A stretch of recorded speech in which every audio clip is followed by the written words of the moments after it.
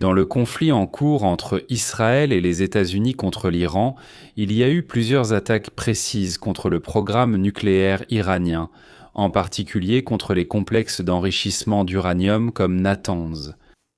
Cependant, tant Israël que les États-Unis ont complètement épargné la centrale nucléaire de Bushehr, située dans le sud de l'Iran, au bord du golfe Persique. Cette décision n'était pas due à un manque de capacité militaire, mais à un calcul stratégique clair, éviter une catastrophe radiologique de proportions régionales.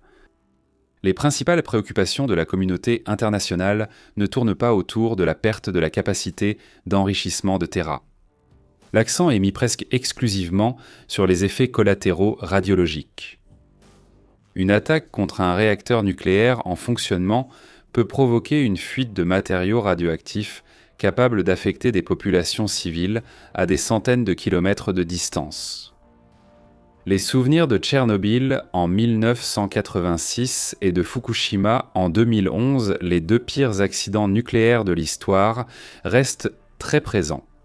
Chaque catastrophe a causé des dizaines de morts directes et on s'attend à ce qu'elles entraînent des milliers de décès par cancer au fil du temps, en plus de rendre de vastes zones inhabitables, pendant des décennies voire des siècles. L'Agence internationale de l'énergie atomique a confirmé qu'Israël n'a pas frappé le réacteur de Bushehr au cours des combats de cette année. Cette installation produit de l'électricité pour le réseau iranien, en utilisant de l'uranium enrichi et un processus de fission nucléaire contrôlé et soutenu. Il est essentiel de comprendre la distinction technique entre les différents types d'installations. Les installations d'enrichissement, comme Natanz, utilisent des milliers de centrifugeuses à grande vitesse pour augmenter la concentration d'uranium 235 dans l'hexafluorure d'uranium gazeux. C'est un procédé purement mécanique et physique, il n'y a pas de réaction en chaîne nucléaire active. Quant à la centrale nucléaire de Bushehr, c'est un réacteur opérationnel où se produit une fission en chaîne auto-entretenue. L'uranium enrichi est utilisé comme combustible pour produire de la chaleur et de l'électricité en même temps. La stratégie américaine et israélienne lors des attaques de cette année s'est concentrée exclusivement sur les complexes d'enrichissement et de stockage de l'uranium enrichi. À Natanz, les centrifugeuses ont été gravement endommagées ou complètement détruites, et le bunker souterrain a probablement subi des impacts directs et irréversibles. Selon le directeur de l'Agence internationale de l'énergie atomique, Rafael Mariano Grossi, l'installation a été gravement endommagée, voire complètement détruite. Cependant, les mesures de rayonnement dans la région sont restées inchangées, ce qui est un signe positif. En revanche, des attaques contre un réacteur actif, comme celui de Bushehr, pourraient en déclencher la fusion du cœur, ce que les scientifiques appellent un mute-down, une libération massive de matières radioactives et une possible contamination à grande échelle dans le golfe Persique, comme cela s'est produit à Fukushima. Israël a déjà démontré par le passé qu'il évite d'attaquer des réacteurs en fonctionnement, que ce soit le réacteur Osirak en Irak en 1981 ou l'installation d'Al-Kibar en Syrie en 2007, qui ont été détruits avant leur mise en service, alors qu'il n'y avait pas encore de cœur actif ni de réaction de fission soutenue. Une attaque contre l'usine de Bushehr ne serait pas seulement un coup militaire contre l'Iran, ce serait une catastrophe environnementale régionale qui affecterait directement les pays arabes du Golfe, notamment l'Arabie saoudite, les Émirats arabes unis, le Qatar, Bahreïn et Oman, en polluant la mer et le littoral. Cela transformerait une opération de confinement du programme nucléaire iranien en une catastrophe humanitaire mondiale, faisant perdre immédiatement à Israël et à ses alliés le soutien international. Des alliés importants comprennent et soutiennent une action chirurgicale contre le programme nucléaire iranien, mais ils ne soutiendraient jamais une attaque qui provoquerait une contamination radioactive à grande échelle.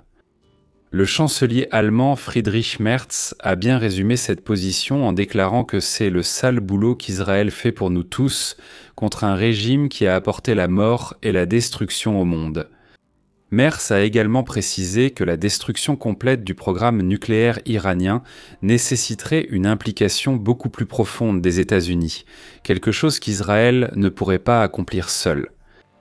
Israël comme les États-Unis appliquent le même raisonnement. Attaquer des installations d'enrichissement, comme à Transfordo, est faisable et présente un faible risque radiologique.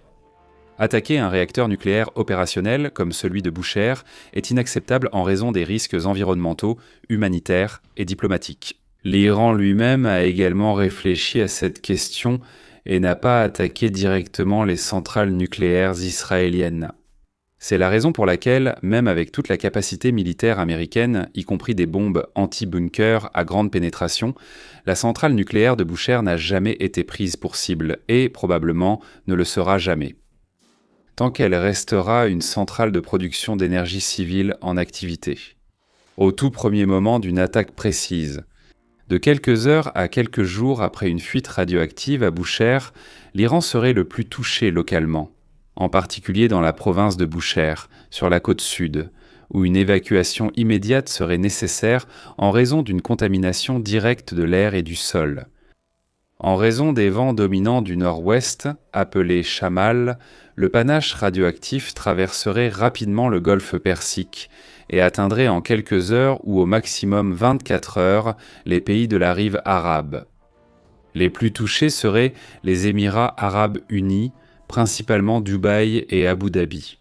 Le Qatar, où Doha pourrait se retrouver sans eau potable en seulement 3 jours, car il dépend presque entièrement du dessalement. Le Bahreïn, la province orientale de l'Arabie Saoudite, comme Dammam, Dahan et Dammam. Dahan et Jubaï. Et bien sûr, tout près de l'épicentre, le Koweït. La guerre touche à sa fin, soulageant la région. La signature officielle du mémorandum d'entente pour la paix est prévue pour vendredi en Suisse, mais le cessez-le-feu entre en vigueur dès maintenant.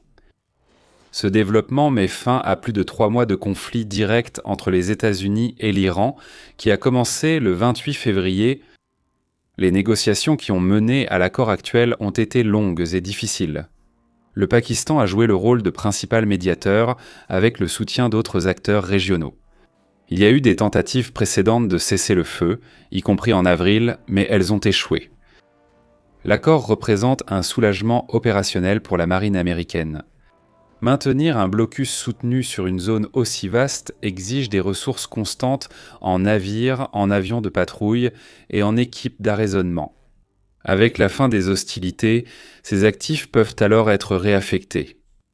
Les États-Unis et Israël n'ont pas attaqué Bushehr parce que le coût environnemental, humanitaire et diplomatique d'une fuite radioactive dans le golfe Persique serait disproportionné et contre-productif. La stratégie a toujours été claire. Détruire les capacités d'une éventuelle arme nucléaire de l'Iran sans créer un nouveau Tchernobyl au cœur du Moyen-Orient. C'est toujours un honneur de vous apporter des analyses et des contenus exclusifs. Je vous propose toujours du contenu sur Exclusivos para vocês. Mal à une guerre contre notre humanité, en traduisant ça .com